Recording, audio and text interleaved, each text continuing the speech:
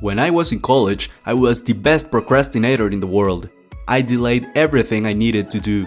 I always rationalized that I had enough time to finish things later.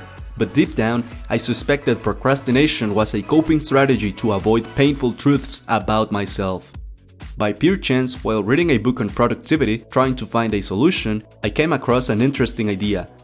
The author suggested that procrastination is a subconscious coping mechanism that occurs every time we feel stressed or afraid.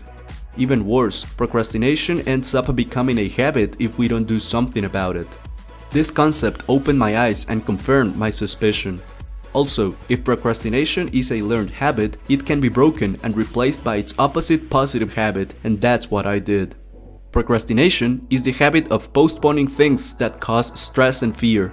This stress and fear could be caused by fear of facing the unknown, feeling overwhelmed, feeling under pressure, or not having enough control over a situation or outcome. Let me explain.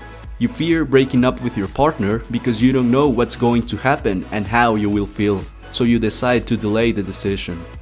You feel stressed because you have too much homework to do, so you procrastinate to avoid the negative emotions. You have an important presentation and it's making you anxious and stressed, so you decide to procrastinate to avoid the pressure. You fear starting that business because you don't know what will happen, so you procrastinate to avoid the uncertainty. If you think about it, in each scenario, stress and fear were the result of trying to tackle things that are too hard or too difficult to manage at once. The complexity and size of each activity is what creates the stress and fear. Starting a business, finishing lots of homework, and finishing that decisive presentation are tasks that are so big that they end up paralyzing us. Procrastination is just a habit that, quote-unquote, eliminates those uncomfortable emotions. By the way, this video was inspired by the audiobook Limitless by Jim Quick. This audiobook will unlock all the power that's hidden in your brain. You can get it for free with the link in the description below.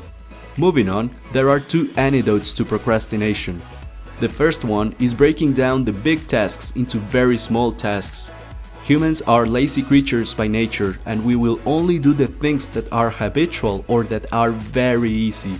Whenever you're procrastinating, your goal is to do something very little that's part of a big task that you need to finish. By doing this, you will indirectly take advantage of a weird quirk about the human mind.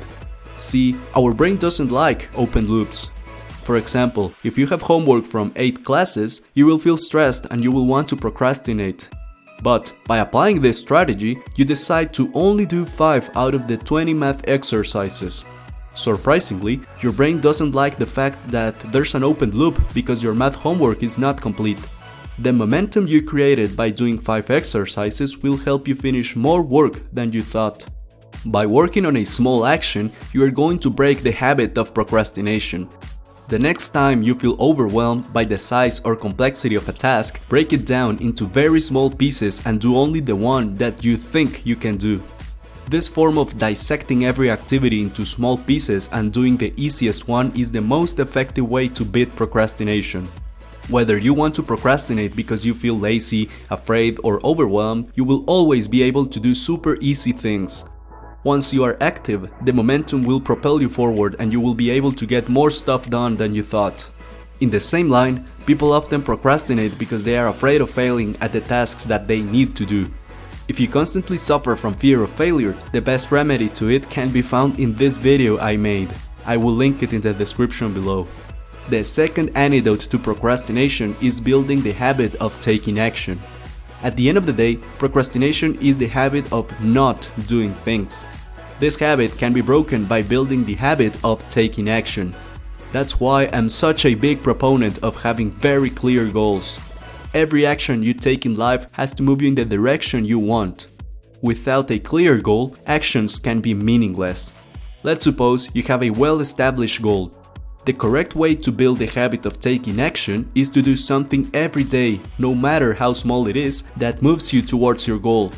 The idea is to be so consistent that taking action will become a daily habit because it's part of who you are. Our brain loves habits so much that they get programmed at a subconscious level.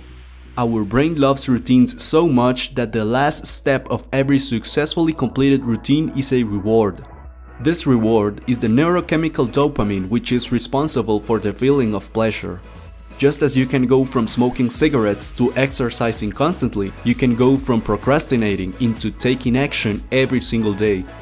The principle is the same. They are all habits that can be broken and built if you apply the correct strategy. By the way, if you want to go further into your study of how habits work, I recommend you check out the self-mastery course with the link in the description below. So, to recap, the best way to break your procrastination habit is to build the habit of taking action and combine it with the habit of breaking every task into small pieces that are super easy to do.